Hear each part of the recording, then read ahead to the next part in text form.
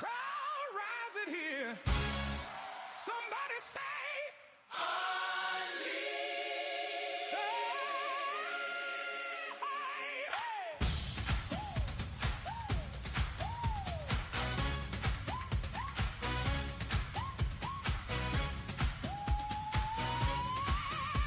You're in front of the speakers, you're in front of the screen, and Jimmy's on that microphone just like a Lord attended. Jimmy Lakey, unleashed, unfiltered, unafraid. He says the things you're scared to say right out loud. In your face, from the DC swamp to culture and the saints, my life that cigar, but he loves Jesus' names. Turn it up, turn it up, turn it up. Jimmy Lakey, unleashed. Politics, culture, even Jesus proclaimed. Information, infiltrating it, all in his name. No fear in this house, no fear in this white kid. Truth makes you nervous, you're in the right place tonight. Come on! Jimmy Lakey, unleashed, unleashed, unfiltered, unafraid. Oh yeah, you said the things you're scared to say right out loud. In your face, from the DC swamp to hearts that need flame. Crowded up, Jimmy Lakey, unleashed.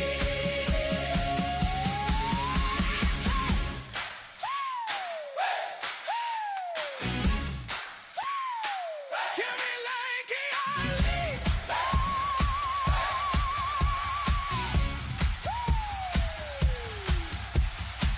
Welcome up, church. The show starts now.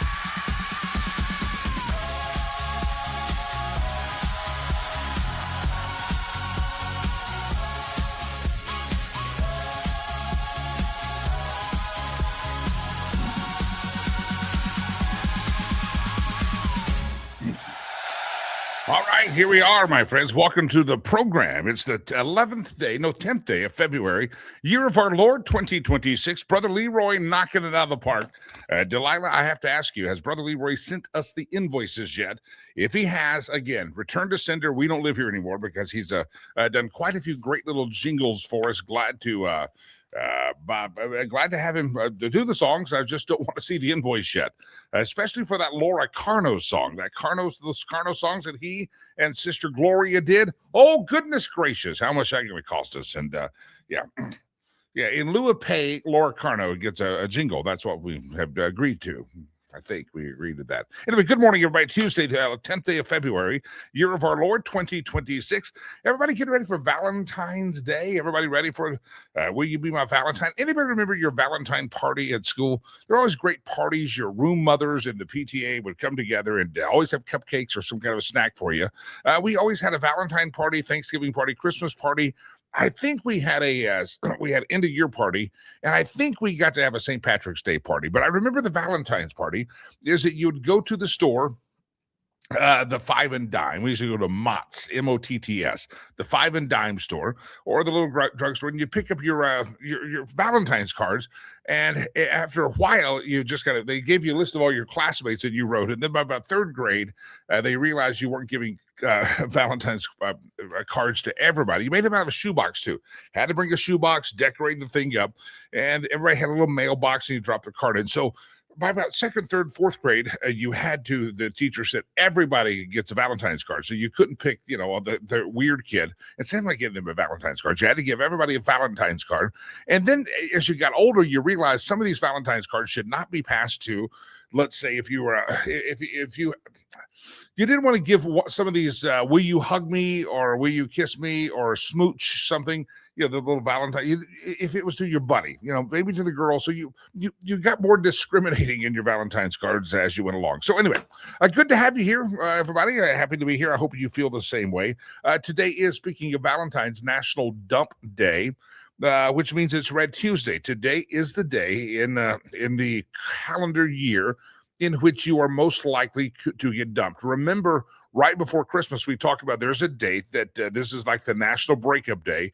If you're going to get broken up with in the wintertime, is right then, because people trying to get out of the Christmas season, maybe not get a Christmas present, not have to go meet your parents, all that stuff. If your relationship is not feeling too sturdy, maybe put your phone on Do Not Disturb today because it's Red Tuesday. It is the one day of the year that you are most likely to get dumped. At least that's the claim. It's always the Tuesday before Valentine's Day.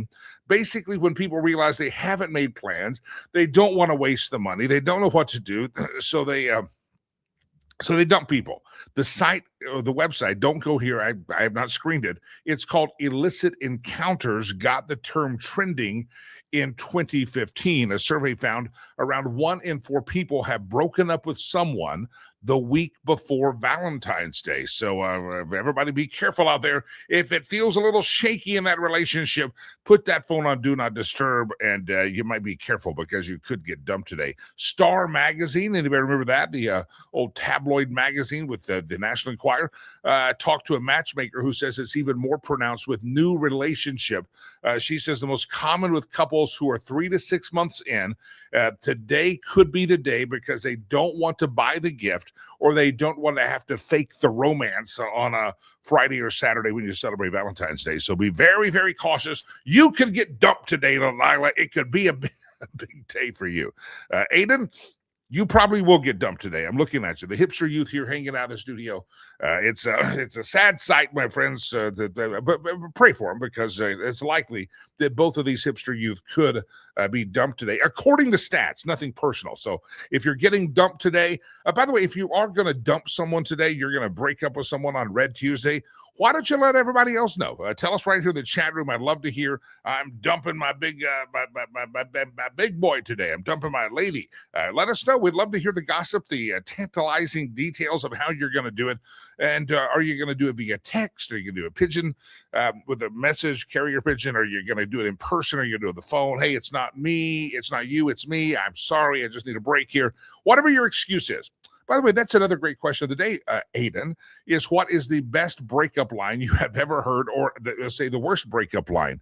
I have heard, and I was a young man at the time, I have used that variation and been in that variation of, it's probably best so we go our separate ways. It's not you. You're wonderful. It's me. I just need space. I've done that before. And now I think I'd be much more eloquent at it.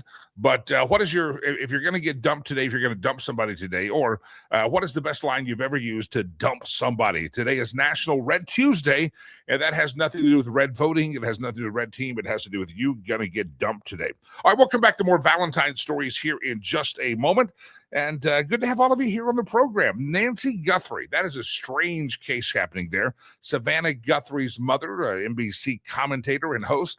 And seems like a very nice lady. I've never met Samantha Guthrie. I don't watch NBC, but just a few passing times that I've seen her, she seems quite pleasant. I don't know anything about her.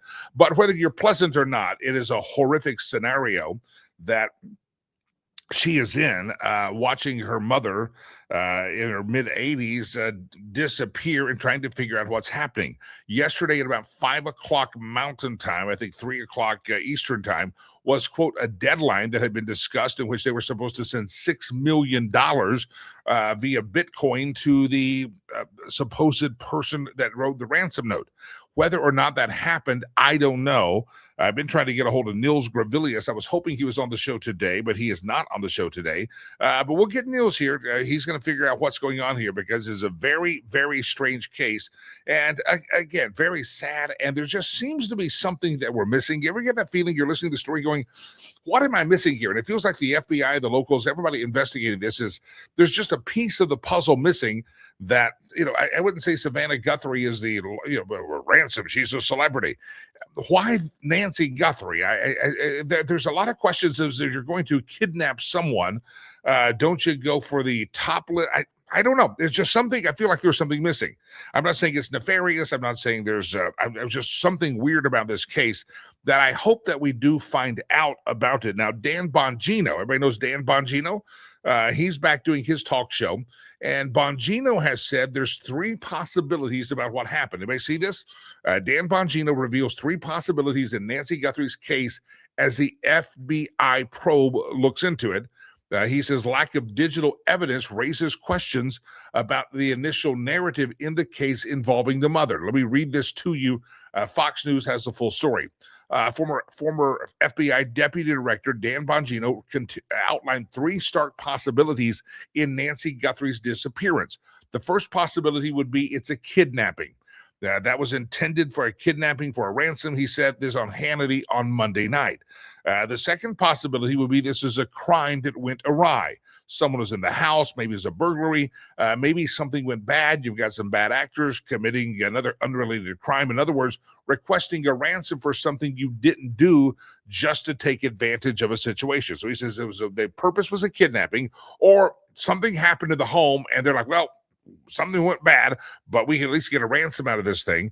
And he says the third possibility is that Guthrie's disappearance may not have been a kidnapping at all, but instead the result of a medical emergency or other non-criminal event that was later misunderstood or misrepresented. So he says there's one of three things that happened. I mean, she's not in the house, she's gone, she's vanished. Bongino said the theory is raised by the complete absence of digital and forensic and surveillance indicators, noting that when investigators are unable to locate someone within the first few days of a case, it can suggest either highly sophisticated perpetrators or that the story you've been told or you may have believed may not be the story. Bongino repeatedly declined to give one theory more weight than the others, but said the absence of DNA, license plates hits, cell phone activity, or social media data raises serious questions about the initial narrative of the case. So Bongino has that same gut feeling as I read the story that something just seems to be missing. Something doesn't add up. He says commentary from veteran FBI Special Agent Lance Lysing. Bongino said that the legitimate ransom kidnappings involve rapid communication, early proof of life, and those patterns have not emerged in the Nancy Guthrie case. So anyway, we'll continue to follow it. It's a horrible situation, I'm sure, for the family, but something just seems to be crazy about this case, and it looks like Dan Bongino feels the same way. He said, at this point, we have to consider everything outside the box because whatever is inside the box is not really panning out right now. So if you'd like to give your theories on the Nancy Guthrie case, three possibilities, said Bongino, and I don't know what the possibilities are, but a very strange case indeed. The federal courts, they have given Donald John Trump, he's the president, by the way, and that may make some of you very, very nervous. So let's say it aloud. Your president, Donald John Trump, has gotten a victory has gotten a big victory in a court case here today. And I'll tell you what that victory is. The courts have given him, an appeals court, have given Donald Trump a win regarding immigration and illegals and migrant status. Liberal-leaning federal court appeals, that's liberal-leaning the Ninth Circuit Court of Appeals on Monday, unexpectedly sided with the Trump administration. You heard that right. Don't spin off the road, Delilah, if you're driving. The left-leaning Ninth Circuit Court of Appeals sided on Trump on Monday night, last night, and they allow Homeland Security Secretary Kristi Noem to end the temporary protected status for migrants from three countries. The San Francisco-based Ninth Circuit Court of Appeals issued an order freezing a lower court ruling that could have or would have vacated the decision to end protections for people that are here from Nepal, Honduras, and Nicaragua. The court ruled that the federal government would succeed on grounds that Noem's decision was not arbitrary or capricious. Noem had argued that the grounds for the temporary protected status ending no longer existing because they were tied to specific events that happened years ago, and the DHS has argued that designations were always designed to be temporary. So the Biden administration and other administrations sometimes say, oh, you're from Nepal, you get refugee status and we can't deport you. Noem says, well, that's always going to be temporary. You don't just get to be a refugee forever. The status for immigrants from that country doesn't exist forever. It's meant to be in a box and in a timeline. And so Attorney General Pam Bondi responded to the Ninth Circuit Court of Appeals surprisingly ruling in favor of Donald Trump. By the way, strange to even say the Ninth Circuit Court of Appeals in San Francisco ruled in favor of Trump and Kristi Noem and said, yeah, you can end those sanctuary statuses for these people. No more refugee. You can absolutely do that. Pam Bondi said this is a crucial legal win from the Justice Department attorneys that it helps clear the way for President Trump's continued deportations. The government is likely to prevail in its argument and end the temporary protected status for some immigrants. It's sound, it's lawful policy, and we are proud to represent Trump administration in court every day on this matter. So celebrate a victory if you want to see some more people deported from this country. I think that is a very, very big deal. All right, I got a question of the day. We'll divert. We'll come back to politics. Laura Carno's coming up on the show. Our buddy Kenneth Abramowitz is going to be on the program here today. You don't want to miss any of that. But I got a question of the day. But let's do Valentine's. I got a Valentine. It's not my question of the day, but let's do this. I mentioned that today is Dump Day. Today is National Red Tuesday, in which this is the day, according to people that have researched it in websites, that you are most likely to get dumped because people are, not Halloween, Valentine's Day is coming up, and I don't want to have to buy the prize, the roses, I don't want to buy a gift. I don't want to have to try to get the reservations at an overpriced restaurant, and I don't even want to fake this anymore. I've just kind of been hanging out. It was fun to have a movie and have a little fun here and there, but it's time to break this thing off. And so people break up today. So be very careful if you're on a sensitive pathway. Turn your phone on Do Not Disturb. Get the bad news tomorrow, not today, just in case they break up with you with a text or a phone call. But here's a little bit of public service information. If you're going to be celebrating the Valentine's Day this week, you should know the price of red roses. And so there's a new report analyzing the average price of a dozen roses throughout all 50 states and the most expensive places to buy red roses today. You ready for this? Hawaii. If you're watching us in Hawaii, it's really early in the morning, so good morning to you. If you're watching us live in Kansas, you got very pricey roses there, probably because there's an import. There's no roses that grow in Kansas. There's nothing but wheat, right? Can you grow roses in Kansas? I think it's probably like growing them. I don't think so. Kansas, you have very expensive roses. And all of our friends in Texas, you have some of the top 3 most expensive red roses throughout all states. So the price of a dozen roses is going to cost you more in Texas than it does in Oklahoma. So if you're close to you might want to go across the state line and get cheaper roses. I'm just saying, if you're in a budget pinch, maybe you could order some. But if you go to the store and want to buy the red roses, they're going to be most expensive in Hawaii, Kansas, and Texas. And I know what all of you are thinking. You're like, but Jimmy, where are the cheapest roses out there? Well, I'm glad you asked me that. Indiana has the cheapest roses according to a new report that analyzed this. So just letting you know, overall Americans can expect to spend $93.07 on a dozen roses. That's a whopping 16% up from just 3 years ago. In 2023, the average price was only $80.16. I know, well, it's inflation on the roses. Yeah, it is. It's pricey out there. 3% bump from last year. They were $90.51, and now they're $93.07. The states where the red roses cost the most, Hawaii is about $127. Kansas and Texas, a dozen roses for you is at $113. I think these are florist prices. I think you can go down to the Safeway or the Kroger or the H-E-B and probably pick them up less than $113. I'm thinking these are delivered prices by the florist, followed by, after Texas and Kansas suck it up at $113. Montana, you're going to pay for roses. North Dakota, Maine, Wyoming. There are no roses grow in Wyoming. There's nothing that pretty in Wyoming, right? Okay, I love Wyoming. Never mind. New York, Vermont, and Washington State. So it's not a red or blue thing. It's just they're expensive in certain places. Indiana comes in at $72 per dozen on average. Massachusetts, ain't nobody in love in Massachusetts anyway, but so they're probably low demand and therefore low prices. Second cheapest, $75, followed by, catch this, California. California will screw your wallet every which way, But if you can get some roses in California a little bit cheaper, there's probably a big supply there. Great tropical weather in most places you can grow there. Pennsylvania, Alaska, New Mexico, Arizona, Rhode Island, Oregon, and Illinois. The report did not suggest why roses are soaring in prices. It's just expected that everything's maybe becoming more expensive, or maybe, I don't know, everything's coming down in price. But anyway, you can find the story at Finance Buzz. So if you're wherever you're at, be careful of your wallet. And that may be why a lot of people are going $100-something for roses. Screw it, I'm breaking up. It's cheaper to break up. So today is the National Red Tuesday. I'm just letting you know. Some of you are going to get kicked to the curb. Kevin puts on the YouTube, the best breaking lineup ever is "My Mother Doesn't Like You." There's a great Justin Bieber song. Don't judge me for knowing a Justin Bieber song. That if you like the way you look that much, then go ahead and love yourself. And one of the great lines in that song is "My mother never liked you anyway." That's one of my favorite Justin Bieber songs ever. And I know I'm the only talk show guy that you've ever known that can quote a Justin Bieber song. And for that, I have to say, you're welcome. It's a great song. You look that up. If you like the way you look that much, then go ahead and love yourself.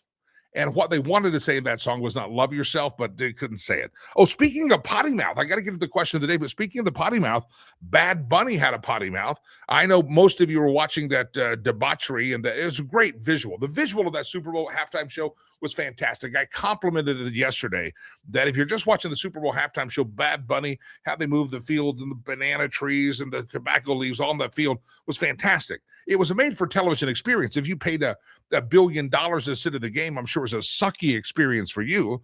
Producer Chad said there's a lot of videos of people sitting there at the halftime show looking around like, well, this sucks. Yeah, paid a lot of money, but it's a made-for-television production. Roger Goodell's an idiot, by the way. If you're an NFL owner watching the show, why don't you fire his smarmy ass? The way that he thumbed his nose to America, who made the Super Bowl possible, and the high advertising rates and the big national cultural event that we have called Super Bowl, in which families come together, the kids, the teenagers, everybody. It's big parties everywhere. And Roger Goodell, because he's a fool and an idiot, decides, we ought to do it all in Spanish. So all the people that made us who we are today can't understand a damn word that's happening. Roger Goodell is a fool. And the NFL, I've had actually a few people mention to me, I am done with the NFL. The Colin Kaepernick kneeling stuff, I kind of recovered, but not really. But when you're going to do the whole Super Bowl halftime show in Spanish, and you have to bring that Lady Gaga out there, and she speaks a few words of English, but it was a big FU is what it was. Roger Goodell and the NFL told you, the people that made the NFL what it is today, if there be no mistake about it, they told you to F off with that halftime show. They told you to screw yourself. I didn't necessarily enjoy the TPUSA one. I thought the production quality was not all that great. Timing was bad. It wasn't the same, but I'm glad they did it. That's a fantastic thing. But as you kind of step back from the Super Bowl halftime show less than 48 hours ago, there's no other way to interpret that. But your team, and let me tell you, if you're a Denver Broncos fan, your owners help elect and keep Roger Goodell a job. So don't just blame it all on Roger. Jerry Jones, the owner of the Dallas Cowboys, he screwed that team up. Well, he keeps screwing up the NFL because they continue to vote for Roger Goodell as the commissioner. The guy is, pardon my French, but an F-up. And he's a disaster. And that Super Bowl halftime show the other night was nothing but a thumb in the nose for all of us who have patiently put up with the NFL. We put up with salary caps. We put up with criminal athletes out there. We have some good stories along the way. The Walter Payton Man of the Year. They really, really, really said, screw you. And yeah, we can thumb our nose at Roger Goodell, but all the families that own these teams, a bunch of rich fat cats, they continue to employ Roger Goodell, and Roger Goodell should be fired. He should be terminated with cause by the owners, but the owners are too cowardly to do that. And the only way to fight back against the thumb of the nose of the NFL is to stop watching the damn game. Stop supporting the team. Take off that damn jersey you're wearing. Stop buying the product. Start boycotting or not paying attention to who the advertisers are, and walk away from the NFL. And I heard from a few people yesterday, one directly and some chains I was following, that real serious people, they say the NFL, as Scott says, no fans left. A lot of people, I wouldn't say a lot, I heard there were some people, after kind of processing it, they're drinking the beer, they're eating the nachos, and there's a guy speaking Spanish up there, gyrating, and ladies are shaking the batutis, all that. Okay, sorry, that's Spanish. They wake up sober the next morning and go, what the heck are we doing? Why are we supporting this crap? Why do you continue to support a team whose owner continues to put a buffoon like Roger Goodell in power? Why do you do that? At some point, you have to do what many people should do to their political party, and you just should walk away. Now, let me get to the potty mouth of Bad Bunny. Bad Bunny, there was a member of Congress right now that has decided to file a complaint with the FCC. If you did not know this, what we thought was some guy just singing in Spanish, like a Taco Bell theme, taco, burrito, guacamole, spito, or whatever he was saying, right? We thought it was all clean. At least one GOP lawmaker is calling down the Federal Communication Commissions to take action after Bad Bunny's lyrics were translated from Spanish to English. So he gets up there and thumbs his nose at America and the people that made the great NFL great, and doesn't speak a damn word of English for any of. The only words I know that Bad Bunny can say in English is ice out, ice out. Here's the story. It's being reported Hispanic entertainer Bad Bunny performed at the halftime show. Roger Goodell and his team picked this anti-American act no one had ever heard of. I was researching yesterday, I had a moment, and I said, what's the biggest hit that Bad Bunny ever had? He hasn't had one. The highest he ever got, catch this, the highest he ever got on the Billboard chart. Remember, you have Ryan Seacrest. He picked up for Casey Kasem, and he does America's Top 40. The highest Bad Bunny ever bleeped on the Billboard Top 40 is like 88 or something like that. He's never been good. No one likes the guy. No one knows who the damn guy is. But Roger Goodell says, hey, I want to say F America. Ho-ho! And he does that. And his team and your owner of your damn football team, yep, the Broncos, the Cowboys, the Raiders, the Kansas City Chiefs. Oh, I love my owners. We've got the best owners in football. No, your owners are F-ups just like the rest of them because they keep Roger Goodell in a job. Stop being blinded by your hometown following and realize that your owners of your team are the ones that keep Commissioner Roger Goodell in power. So just understand that if you're going to be pissed at Roger Goodell, pissed at the NFL, you better be pissed at your owners of your team. Again, Broncos fans, Cowboys fans, your owners are fools. They're idiots. They're greedy old guys and women that just bank money in the pocket that you keep feeding into their pocket, building millions and billions of dollars of stadiums out of your pockets. They're doing it, and they're thumbing their nose at you with the Bad Bunny halftime show. Well, here's what you have to know. During one scene, you will see two men as you go back and watching, and they're simulating sex with each other. So if you watched it, I saw it. They were gyrating with each other. It was a depiction of a romantic, let's say, stimulating interaction between two men. Bad Bunny's Spanish lyrics at that moment. Ready? While he was singing, while they had that video on the screen, if you translate his words into English, I'm not even going to say half the words. My D, Delilah, you understand that? My D, my male body part, ready, is being chased, and I want you to hide it. Grab it like a bonga. She took a pill that made her horny. She F's in the Audi, not in the Honda. I don't know what the I is, but that's there. This is while they're showing this scene with these guys flashing the screen. The lyrics continued, if I give it to you, don't call me, because this is not to make you love me. If your boyfriend doesn't eat your A, he better F off. This is the literal translation of what was being said in Spanish, because Roger Goodell. Can you imagine if you're a Spanish-speaking family and you got your kids sitting there watching it and you find Bad Bunny, hey, they're speaking Spanish. We all know Spanish. And now all of a sudden you realize your 9-year-old is listening to this. If your boyfriend doesn't eat your A, he better F, he says the word, off. The bridge of the song, come down to my house. This literal translation of the halftime show. Come down to my house, I lick it all up.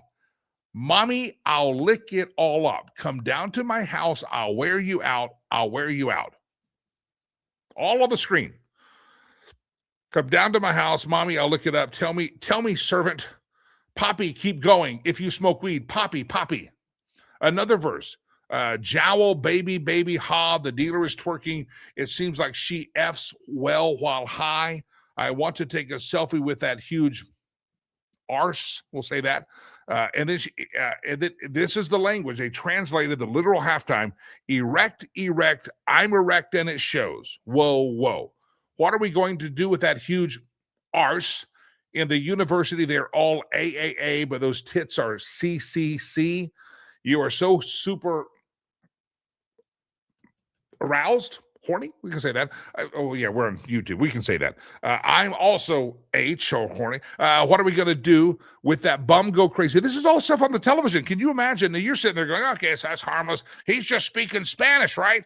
No, he's depicting through the entire 7 or 8 minutes very explicit sexual language, and Congressman Randy Fine of Florida is now calling on the FCC to take action, including fines and broadcast license reviews against the NFL, against NBC, and Bad Bunny. Representative statement says you just can't say the F word on live TV. And Bad Bunny was saying the F word the entire night. He just happened to be doing it in Spanish. And if you can't say it as a cracker speaking English on television, why are you allowed to say it as a Puerto Rican that's speaking Spanish? The statement says all these lyrics, all of them are disgusting, pornographic filth on live television. They would, if they were done in English, it would have been pulled down. The fines would have been enormous. Puerto Ricans are Americans, and we all live by the same rules. We are sending Brendan Carr at the FCC a letter calling for dramatic action, including fines, broadcast license review against the NFL, NBC, and Bad Bunny. Lock them up. That's a statement from the congressman. And I think the more I read this and investigate it and the nasty things that were said, I think all of us need to make a complaint, file a complaint with the FCC. Remember how many complaints happened with a simple wardrobe malfunction? And I don't know if we ever knew that was staged or not, but all of a sudden there was a breasticle showing on television several years ago, over a decade ago. And there were FCC fines and a big investigation. But how many of you knew that was the language happening that was talking about? There was one line that he kept saying, deeper, deeper, go deep. It's some really graphic stuff. We don't have FCC fines. We can say what we want here. And I'm embarrassed to even say it. It's a lot of this stuff was all being said on your television. So please, ladies and gentlemen, do with that what you must. But if you're a Spanish-speaking family and your kids were hearing that nonsense, not just the visuals were beautiful. A little bit too much shaking and skin for me, but, God bless them. The visuals were beautiful, great staging, but it was very perverted and nasty stuff. And if you're a Spanish-speaking family, Brendan Carr, FCC, and the NFL should have the shoot fined out of them. Clean that one up, didn't I, Aiden? Thank you. They should have that. They should have the F. They should get really in trouble there. I want to say so many words right now, but Jesus would not be happy if I did. Ladies and gentlemen, nice to have you here. We're going to do something very special. We do it every Tuesday at this time, and we actually did the same thing on Friday. Prepare your hearts. Brother Leroy, are you ready? You ready? Ladies and gentlemen, stand by. In just a few seconds, Laura Carno joins us here on this program. Who is ready for this? I'm so excited. I'm going to disappear, and I want you to just, Brother Leroy, take the stage and prepare your heart for... From D.C. trenches to that Colorado dome of dummies, she defends your right to keep and bear, and she does not miss. Smartest woman in Colorado, keeps kids safe in school with fastercolorado.org. Sure, she's a cat lady, grows mean tomatoes, but don't mess with her. She's back in heat. Locked and loaded with Laura Carno. Locked and loaded.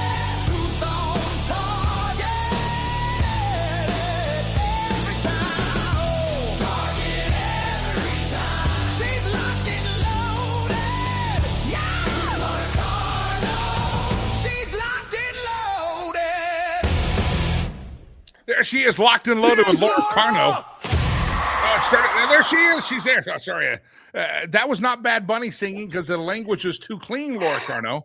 Okay, Okay, a couple of things, Jimmy. Number one, I'm Yes. glad we had the palate cleanser Yeah. of I Brother did. Leroy between the before Brother Leroy and right now. I'm seeing you And and producer Chad are having a private comment. Jimmy likes well, to say very dirty things before I come on, and producer Chad's you like, "Yeah, I know he do. does." You saved that. Okay, here's what I think about the Bad Bunny thing. So, similar kind of opinion to, it was interesting stagecraft, and I don't speak that much Spanish, so I didn't understand it until I saw You want me to the go through the lyrics with? I'll tell no, you the oh lyrics. no. But he should have had one of those, like the devil emoji. Yeah. He should have just had the devil emoji on his shoulder the whole time so that we knew that there was something untoward going on. And maybe then I would have walked out. But even if you can say all those things on YouTube because you're unleashed, I don't know if our relationship, Jimmy, is ready for those words. I'm not. Yeah, I don't. I had to cover my ears. Yeah, I know. You're very, for those who know, she's as pure as the wind-driven snow. She I has never uttered a foul word in her mouth. She not on air. not on air. Yeah. I believe we have maybe had a coffee or a lunch or something There was some. where I've heard darn before. I've heard you say it. Darn it. Shucks. Oh, shucks. Shuck Yeah. you. That's I've heard that. But it was a farming term, okay? She was thinking the corn and yeah, 100%. Yeah, that's it. I'm really glad that somebody is filing an FCC complaint because regardless, like the same rules for everyone. So Yeah. regardless of what language you're in, if you're saying words that we have all agreed shouldn't be on the open airways that children can hear, I think there should be an investigation. So I'm with you on that. If you're a parent, if you have a parent of a bunch of cracker kids, white kids, and with your white privilege, and you're having your Super Bowl party with your brie or whatever you white people have out there, you privileged crackers, your kids didn't know that they were saying "do it deeper." That they didn't know that. But do you have to keep going through the it was the context. It was vocabulary. in the context. It was the context. Somebody help me. Somebody help me. Yeah, that's what Bad Bunny was saying. Is somebody help me? But it was bad. But if you're the Hispanic family, maybe you speak Spanish all the time, or they just know Spanish. Can you imagine your 8-year-olds watching the show, eating the popcorn, going, "Mommy, what does that mean?" You're like, "Oh, dear God." I mean, there should be an FCC complaint, and every team should be held accountable because they keep this buffoon Roger Goodell in charge. And yeah, Broncos fans, you think you got the best, richest owners. Your owners suck just as bad as my owner, Jerry Jones, sucked because they keep this jackwagon. See how I cleaned up the language there? Thank you. This jackwagon in office. And it just frustrates me that the guys in office, the NFL continues to suck. And I wonder if they lost some fans. So everybody, Brendan Carr at the FCC, your kids were taught some very dirty things in Spanish. You just didn't know it because you were eating brie cheese in your white privilege party. Are you mocking brie? Because that was maybe my Christmas Eve dinner. I love brie. I love RP Newman, who you met at the Unleashed event, RP Newman, I was at a party with him recently, and his wife made some pate. And there's some definition from it. It was fantastical. Brie, listen, I exercise my white privilege as much as I need to. It's American, baby. And so I had the pate, and I said, man, that's the best liver I've ever had in my life. His wife makes great pate. I'm glad you enjoyed it. Not my speed. Yeah. She's a cat lady. She's making fun of me. Here we go. All right, Laura, let's dive into some news topics. Okay. You want me to read some bunny lyrics? I'll be glad. Nope. Glad no more bunny lyrics. Oh, yeah. Thank you. But thank you so kindly for the offer. Such a party pooper. Jeff says on YouTube, he just said, "How did Laura's bread turn out?" What bread? Oh, good. Oh, you were going to make bread during the Super Bowl. Yeah. Delilah, what's happening to this light over here? This light just like a light from Yes, Lord. Speak. I'm like, don't go to the light. This light just started flashing at me in the studio. I was like, oh, Delilah, climb up there and fix the damn thing now. On it. Okay, go ahead. Well, I'm glad somebody remembered our last conversation. Thank you, Jeff. Yeah, my bread turned out great. It always does. Bread turned out great. When we moved out of the trailer into the house, I made bread for, I don't know, 7 or 8 straight days because I had an oven. Listen, I got on the scales the other day, and I got to cut my carbs, but very fantastic right now. This happens. But when next I see you, I can bring you a loaf of bread to help you with your carb problem. Yeah, I buy the keto bread. It is carb-free bread. It's not bad. Not bad at all. All right, here we go. Are we going to get on topic here, Delilah? I know, you fix right? that darn light? Climb up there. The light is like blinding me right now. It just turned up to like really, really, really bright. All right, let's a couple of topics we do want to get to. First of all, you sent me a story, and I think we'll just start with this one about the most rational Democrat in the nation. There seems to be a little bit of irrationality, at least with one Democrat by the name of Fetterman. Yeah, John Fetterman, who you remember when he was running and we thought he was going to be as liberal and progressive and socialist as they come, he has turned out to be one of the most sane and rational Democrats. I mean, not only was he on the right side with Israel and Hamas, but he has come out and broken ranks with Democrats saying that voter ID is a practical way to go, and that the people that the Democrats are saying, oh, these poor people over here, or these poor people over here, they can't get ID. Those people are saying, yeah, I got it right here. We're not dumb, we're just poor. And Fetterman saying, people have ID. We need to protect our elections. Voter ID is not, it's not Jim Crow 2.0, and Democrats need to stop talking that way. And so this is John Fetterman going up against his party. He's got a bigger than life personality, and he seems to be getting away with it. So far, we'll see if they try to primary him with somebody more compliant, but it's good to see common sense policies transcending politics a little bit. If you look at the surveys, the polls, this is really an 80-20 issue, even higher than that. And how the Democrats are going to, it's called the SAVE Act, is what's being pushed through the Congress, which would require people to have an ID to vote. And the Democrats, that's racist. They can't get an ID. Listen, you be any 21-year-old person of color, walk into a liquor store and try to buy booze, you're going to have to show the ID. Go to, I sometimes get carded for a margarita at times because I look so youthful, I guess. But they just card people. You have an ID. If you ever caught an airplane, you have an ID. And so for Democrats to say it's racist to ask for an ID, well, great. Is the liquor store racist? Is the TSA racist? No, Democrats are just fools. Ain't nobody a racist about this. Democrats are idiots, and good for John Fetterman. Yeah, and it's just purely political. That's it. There's no way to cheat if everybody has to show an ID. Yeah, so. Can't do it. The SAVE Act also, I think it's going to really crack down on mail-in voting and say, no, you need to march your ass down there and not be collecting 35 ballots from the nursing home. You got to do this.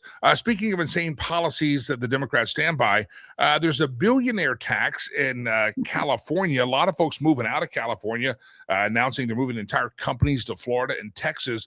Let's talk about this policy. Gavin Newsom, like our governor, Jared Polis, wants to be the president, but you look at the track record of what's happening in his state, Polis or Newsom, it ain't good. And let's talk about this billionaire's tax, because if it works out well there's going to be a lot of other states like Colorado, they're going to want to try this thing. Yeah, and why this is in the news is that Mark Zuckerberg just bought a gazillion-dollar mansion in Florida, and he's pulling up roots in California and moving to Florida. It's a billionaire's tax, and so if you are worth $1 billion or more, then you get a percentage of your wealth tax. This doesn't mean you've got $1 billion sitting in the Wells Fargo bank. This means it's in your business, it's in other assets. And most of these people, can't just go withdraw the money, type of thing. Which, by the way, doesn't matter. It's the principle that if you are a billionaire, it's because you have created products and services that people love enough to shower you with big loads of cash, and they should throw you a friggin' parade, Jimmy. They shouldn't be taking your money. You're contributing to society by creating products that make people's lives better. If your products and services didn't make people's lives better, they wouldn't buy them, and you wouldn't be a billionaire. But so this is play stupid games, win stupid prizes. The billionaires are just going to leave. What we know about wealthy people is they have the flexibility to uproot their entire life Yeah. and move it to a more friendly state. So they're just going to do that. So keep going, Gavin Newsom. I like to see it. I just retweeted the Wall Street Journal photo of his home. It's on my Twitter page. Just the handle's at Jimmy Lakey. That's my name, by the way. There's a great aerial photo of the billionaire's Mark Zuckerberg's house that he just purchased in a mansion he purchased in Miami's Indian Creek area. Laura, I'm looking at the compound of Zuckerberg. It reminds me of the compound you have here in Colorado. Have you already seen the drone footage of the Carno compound? Oh, we're stalking you every day, Laura. We're kind of down there. We're watching you. Yeah, private eyes. We have eyes. Another story. There's a story back here in the state of Colorado. Some of the bills you're following, and I know you're watching HB House Bill 26, which means year 26. It comes out, and then dash 1096. Let's do our Colorado legislative report here today for all of our folks in Colorado, where you and I reside at, and producer Chad's still allowed to be here as well. What is 1096? Well, let's put a quick pause on 1096. Let me give an update on what we talked about Friday. Gun bills continue to suck. There is one in State Affairs today, this afternoon, and it's the one we talked about a couple of times that would regulate gun barrels, literally the tube. And so what the Democrats are saying is, we're not trying to outlaw guns, but what they're doing is just chipping away at everything that makes it more difficult for law-abiding gun owners to own guns. So there's that. And then yesterday, there was a big press conference, and they were going to drop some new bills in response to the Evergreen High School shooting. And we were holding our breath, so, what more are they going to do? Turns out it's a social media bill. Saying, hey, social media, when we come to you and say there's this violent stuff, get back to us in 72 hours, not 35 days. So not as bad as it could have been, but those are some updates. Back to 1096. So there is a medical practice style called direct primary care. And what it is where you go to get it, you have your primary care doctor, but it's like a membership. There's no insurance. I belong to a practice like this. It's about $80 a month. And it's a membership, just like your gym membership. You pay every month and you get the things that you get there. Today in Colorado and one other state, if you are a Medicaid patient, you are forbidden from using your own money to buy a membership there. And the cost savings to the most vulnerable among our population could be huge, because these direct primary care practices also have wholesale drugs, which is a lot cheaper than they could get it through Medicare. It's very preventative. You've got a relationship with your doctor where you can be very proactive about your health care and avoid some of these more expensive chronic conditions. It is a win-win-win all across the board. And Colorado's one of only 2 states, again, that disallows, just think about this, you're on a government program called Medicaid, and the government is able to say, you may not spend your $80 over there. Oh. What? It's ridiculous. So anyway, my $80, I'll spend it any damn way I want, but the state of Colorado said no. Exactly. So that's going to be in House Health and Human Services on the 17th, and I'm going to keep an eye on that. Medical care should be easily purchased by anybody. It's not. It doesn't have to be as expensive. So we'll keep an eye on that. The thing about this too, Jimmy, is last year the Republicans tried to run it and it got killed. This year it's bipartisan. So I think it has a really good chance of passing, and I don't think there's anything that should keep it from passing. So I'll be following that one as well. So what you're saying is Jared Polis, who one day wants to be the president, he wants to run for president, the governor of Colorado. He's term limited he's in his final year of his term. For the last 7 years, Jared Polis has stood between Colorados and their doctors. He's blocked it. He's not been supportive of this thing. He hasn't called out the dogs of his Democrat party. They blocked it last year. So Jared Polis is stepping in the pathway. The liberals always say you should never get between the patient and the doctor and the decisions. Jared Polis said the Dems of Colorado are one of only 2 states that continue to stand in the way of patients and their doctors. Right. And the Dems talk all the time about government shouldn't be between a woman and her doctor when they're talking about abortion. And I agree. The government should not be between patients and their doctors. Why does the government keep butting its nose into our medicine cabinet, to the doctor's office. That should just be all gone. All right, real quick, we got to go to Faster Colorado. You have law enforcement classes. Everybody, if you have not gone to Faster Colorado website, you should. FasterColorado.org. This is what Laura Carno does. We're going to go to Kenneth Abramowitz next. But Laura, you have some classes starting up at FasterColorado.org. People can learn more. Talk about these classes. Yeah, so in addition to our normal classes that we've been offering for 10 years, training armed school staff, we are now offering law enforcement classes, both CQB, which is, within the school, how do you go find the bad guy within the school and keep everybody safe while you find the bad guy, and tactical firearms classes. So this is the first time we're offering them to law enforcement. We got a grant from the state of Colorado to train law enforcement, which we're very happy that they know what kind of quality programs we put on. These are mostly in the rural areas. So go to fastercolorado.org, take a look at those law enforcement classes, but we'll be in Weld County, Larimer County, Otero County, 2 classes in Otero County. Where was the other one? Kit Carson County. Kit Carson. So we're bringing them to the the rural areas. So because those agencies really need the advanced training that they just don't get an opportunity to get very often. If you want to help this training happen, keep kids safe in the schools, fastercolorado.org.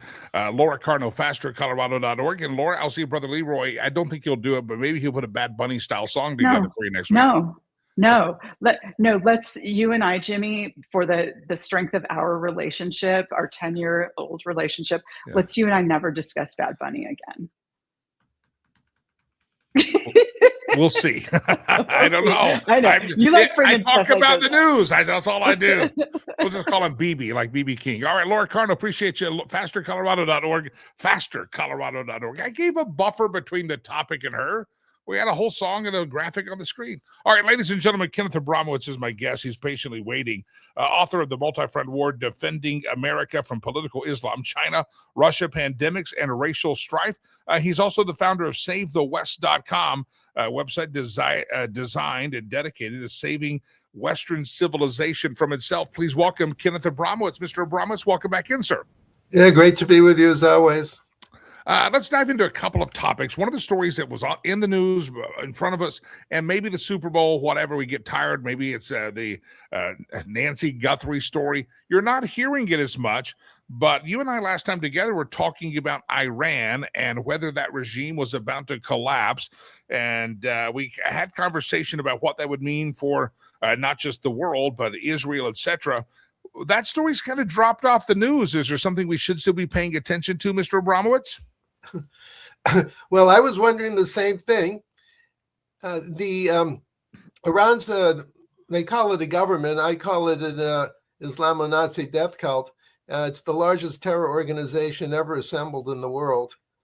They have at least 600,000 worldwide terrorists, 300,000 physical terrorists, 100,000 narco terrorists, 200,000 cultural terrorists. They are 15 times larger than Al-Qaeda and ISIS, and they're out of control lunatics. To me, it should be the headline like every day until something's done about these lunatics. But I think somewhat purposely, the news media is throwing other stories up to focus our attention away from the key issue of the day. Yeah. The basic issue is the world is not big enough for America, Israel, and Iran to coexist. It's something's got to give. President Trump clearly said help is on the way. Keep protesting. We're several weeks past there.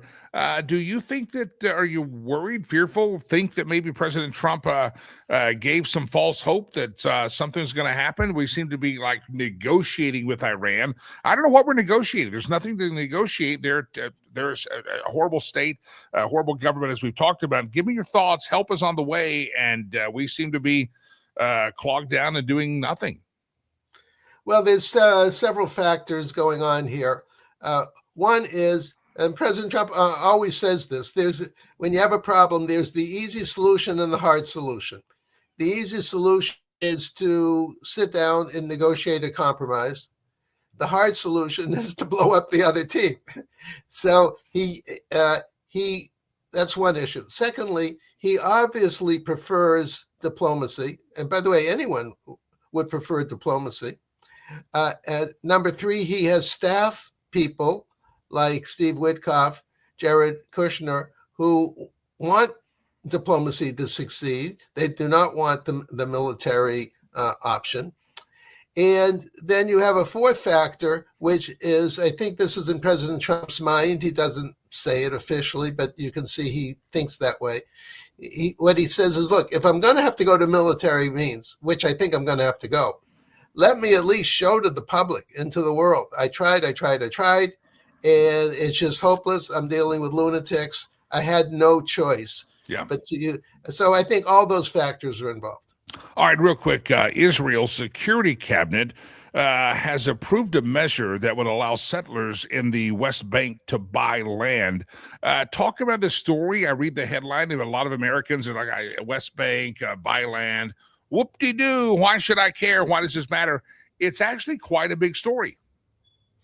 Well, the West Bank, which I prefer to call Judea and Samaria, the biblical homeland of Israel, much of the action that took place in the Bible, in the Old Testament, took place 3,800 years ago to 3,300 years ago in Judea and Samaria. Jews have been living there for 3,800 years. And Israel made a huge mistake with the Oslo Accords, where they basically divided up Judea and Samaria. A huge strategic error, which they're paying for to this day. But they did keep 60% of Judea and Samaria. They divided that land into area A, B, and C. In area A and B were for the Arabs, and area C, which is 60% of Judea and Samaria, is for the Jews, for Israelis. So they should have done this before. They should have said anyone can build, buy, do whatever normal people do in the 60% of Judea and Samaria that is ours according to the Oslo Accords. Now they all they have to do is do it, and that's basically what's happening on the ground anyways. Now they're just codifying it and making it simpler and for Israelis to do that. This is very important for Israel and for America, by the way, too. I like how you clarified what the West Bank means. For those who don't know, define, we kind of look at the map, we're like, West Bank, that's there. And then Gaza, we hear West Bank and Gaza. Can you give us a breakdown so that Americans kind of understand how these places border and are part of the Israeli, I guess, region? Well, Israel's a teeny tiny country. It's in the news so much, and they have such a capable military. People think it's like some huge country. There's 10 million people there. It's the size of New Jersey, and Judea and Samaria would be an equivalent to 25% of New Jersey. So just pretend the U.S. government says 25% of New Jersey, we're going to create a Palestinian state, and all the terrorists in the world are welcome to live there. The other 75% of New Jersey said, "What did you say? Excuse me? I'm going to be a guinea pig, and we're going to allow all these jihadis to move to 25% of New Jersey and see what happens." So, well, Israel did it under pressure, delusion. Israel allowed 25% of Israel to be carved out. And it was called some people call it the West Bank. Again, I prefer Judea and Samaria. They carved it out. But of that 25%, Israel kept 60%. Israel said 60% is ours. We're going to do an experiment with 40% of the 25%, which is also known as 10%. We're going to do an experiment of a quasi-Palestinian state, and let's see what happens. And what happened?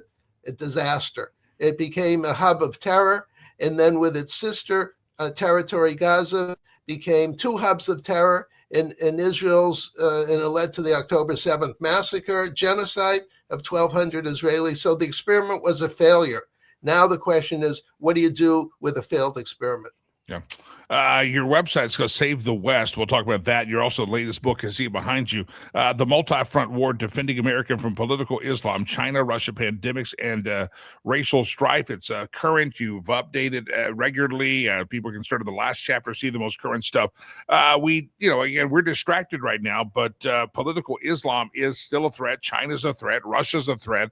And we need to be aware of these. So this is a great chance to plug the book and let people know that, we're obsessed with Bad Bunny and we're obsessed with Donald Trump, all this stuff, but we have bigger enemies that are out there we need to be paying attention to. And that's what you wrote about in The Multi-Front War. Yes. I identified 3 groups of enemies, color-coded: the reds, the greens, and the blues, the communists, the Islamists, and the globalists. And all 3 of them are working together and have declared war against us, against Western civilization, against Judeo-Christian culture. And so the question is, what are we going to do about it? We're in a state of war. I call it World War III. And I didn't see an adequate response from our 10 years ago when I thought of this book. And then I put it all together and wrote the book 5 years ago and updated. It's now in its 4th edition. It's very current. And I was going to call it How to Save Western Civilization. The editor says, no, you keep talking about multi-fronts. And we're fighting 21 wars at the same time, the reds, the greens, and the blues. They fight us with 7 forms of warfare: kinetic, chemical, biological, number 3, cultural, number 4, economic, 5, legal, number 6, demographic, and 7, cyber. So if you have 3 groups of enemies and 7 forms of warfare, there's 21 wars. And that's no small task. No. And we have to rise to the occasion and address all 21 issues simultaneously. I think what's brilliant about the book is you tie the reds, the greens, and it's all together. And you said they're all working together for the same. If you get that paradigm that you put out in the book, people can understand and say, oh, this makes much more sense if I'm not looking myopically and I'm just this is all the same thing leading to the same path. That changes how you perceive the news if you understand this. Yes. And by the way, they're all dictatorships. They all hate our Judeo-Christian God. They all hate the individual. They hate individual rights. They're all illegitimate, by the way. Yep. They're all unelected. So you could also say it's a war between dictatorships and democracies. Yeah.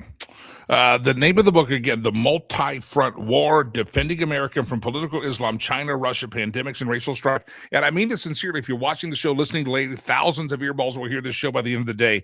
If you want to understand modern world events and the stage we're on, it is a book worth getting because it will you will see the whole picture, not just kind of one little story here and there and say, why are we obsessed with China? No, it's a bigger global picture, widen your paradigm, and The Multi-Front War by our friend Kenneth Abramowitz.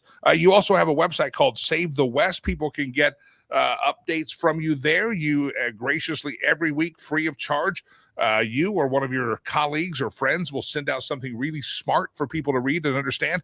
Talk about SaveTheWest.com. Yes, about 10 years ago, I realized Western civilization was in mortal danger. I set up the website. I started and continue now writing an article every 2 weeks. And in between the 2 weeks, various friends of mine write an article. So every week there's a fresh article, one from a friend and then one from me. And there's a pop-up menu. People should sign up. It's complimentary. You should take advantage of it. I do it as a public service. SaveTheWest.com. Everybody go sign up. And again, get the book. I think it's an important book for you to get in the days that we live in with all the distractions. That's not news. It is news. The Multi-Front War, Defending America from Political Islam, China, Russia, Pandemics, and Racial Strife. Mr. Abramowitz, thank you so much. I appreciate you all the time coming on. Great guy. And again, I mean that sincerely. We have fun on the show. We'll joke with Laura Carno with the Bad Bunny lyrics, but it's so important that we understand what's happening in the world around us. And anybody remember that debate with Mitt Romney and Barack Obama? And he said, what's the greatest threat? And he said, the greatest geopolitical threat. And Mitt Romney at the time said Russia. And smartass Barack Obama said, the 80s called and want their foreign policy back. Well, it turns out Barack Obama's an idiot, and which maybe you already knew that. And Mitt Romney was actually right in that situation, that they're a great geopolitical threat, and we still need to be paying attention to them. Again, they wanted you to believe that they were a dead threat, but when it was politically convenient, remember they said Donald Trump's in bed with Russia. I'm sorry, the 80s called to want the foreign policy back. Oh, no, the narrative's different now because you don't like the orange man. Get the real perspective, not Barack Obama's perspective, not just Jimmy Lakey spun it up and Mitt Romney. Kenneth Abramowitz rocks it out of the park here when he writes The Multi-Front War. And he tells you that if you're going to care about China, you need to pay attention to Russia. If you want to know what happened with the pandemics and Dr. Fauci and how they the globalist and global warming, all this stuff, the George Floyd riots, the nonsense happening in Minnesota, you have to understand that it's all kind of coming from the same, they're all heading towards the same direction. It's called the multi-front war. And I encourage you, I think of the thousands of people that watch this and hear this show today, podcast, broadcast, livecast, streamcast, wherever you watch it, hear it, whether you're watching it live or whether you're listening later in the day, do yourself a favor, tell Siri, tell that other thing, what's Siri, and then there's another one. That's Siri. I do Siri, so I don't know. Tell them, remind me to buy the book, or just go to Amazon, The Multi-Front War, and get that copy, and you will be smarter for it, and also SaveTheWest.com. All right, ladies and gentlemen, glad to have you here. We're going to wrap up the show here in a moment. I got a lot of stories I didn't get to. We'll put those off till tomorrow. There's some more election news, I think, that you want to pay attention to. One of those stories that they're not talking about is what we're finding out about the 2020 election. We talked about the rating of the Fulton County Election Center in Georgia. There's the stories where the DNI thinks that possibly Venezuela was hacking voting machines in Puerto Rico. There's a lot of election stuff, and I think we need some more transparency on our elections. And the SAVE Act, we talked about that, which would require voter ID, a very important bill going through the Congress now, and you should vote to support that. If I give you an action item today, number one, I think you really should consider two things. Bad Bunny said some very nasty things. We had fun, and I joked around, and Laura Carter said, she vapors. I'm still shocked you said that. Our Lois says, the words Bad Bunny and Laura Carno don't even belong anywhere in the same state even. Never. There's on the website, consumercomplaints.fcc.gov. If what I told you, what if your kids are learning Spanish in school? A smart thing to learn a second language. We don't know enough languages in America. I go to Africa, the poorest people sometimes know 2 or 3 languages. I think we should be much more multilingual than we are. But now that you know what in real time they translated Bad Bunny saying, there's a website, consumercomplaints.fcc.gov. This is what the FCC should be doing. Also, Brendan Carr, you can tag him on the Twitter machine as well. I think you'll find him. But I think everybody should make again, I'm not asking for some protest movement at all.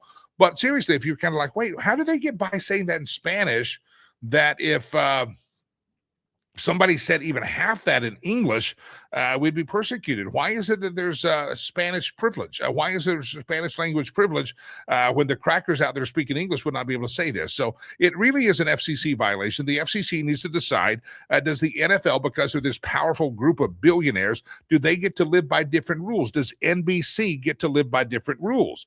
NBC has the broadcast rights, but when NBC sees what's going to be sung, did anybody of the jackasses at NBC ever say, wait, you can't say that on our network? There should be fines. There should be penalties. And I'm going to take it a step further. If you're a football fan, if you're a fan of the Denver Broncos, you should call the Denver Broncos and say, why did you support this? And you should raise hell. I call the front desk and say, the Denver Broncos, the Dallas Cowboys, everybody should be fined for allowing this to happen because they own the NFL. The NFL is not some office suite in New York City. It is, but it's made up of these billionaires, including the Walton family and Jerry Jones. Those are the 2 teams I'm most familiar with, and they should be held accountable too.